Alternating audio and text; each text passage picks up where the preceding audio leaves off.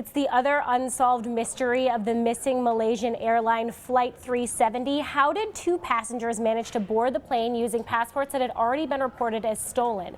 Here with more details on the security issues surrounding the passport system is Michael Greenberger, the director for the Center for Health and Homeland Security at the University of Maryland. Hi, Michael. How are you? Hello. So Interpol has a database that records 40 million lost and stolen passports. How are these things still slipping through?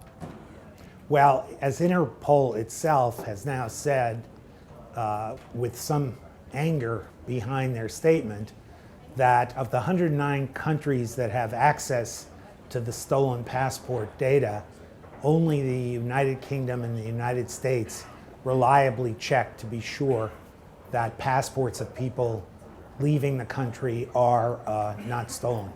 Now, in addition to oh, sorry, go ahead. Go on. So in other words, in addition to running these passports through the database, there are concerns about the security of passports themselves. How secure are they in terms of actually identifying someone? They're not secure at all. On a daily basis, false passports are used in organized crime, drug trafficking, and human trafficking. It's very easy. In fact, if you go online and just Google counterfeit passports, you will find services advertising for the creation of such passports for a fixed amount of money. The problem is that the identifiers of the person applying for the passport are easily stolen, or for that matter, easily obtained online legally. For example, it's very easy to get social security numbers online. And for those people who think their social security number is a safe identifier and cannot be accessed by criminals, they're dead wrong. Even leaving aside hacking, such as in the Target Neiman Marcus situation, you can buy Social Security identification for 15 cents a name online. That means people are able to present themselves at passport offices claiming to get a passport for someone who is not a criminal, but attach their own picture, the criminal's picture, to it. So it is not a stolen passport, it is an illegally authorized passport. And that problem is rampant throughout the world today. Even though countries are moving to attach microchips to the passports that has the actual picture of the person obtaining the passport, if it's a criminal obtaining the passport using false documentation, that will not show up or lead to banning that person or arresting that person. Now, Michael, this is a worldwide problem. Let's talk for a second about some of the ways that we could make passports more secure. One thing we've talked a lot about are biometric IDs that would actually include a fingerprint or maybe an iris scan or something like that.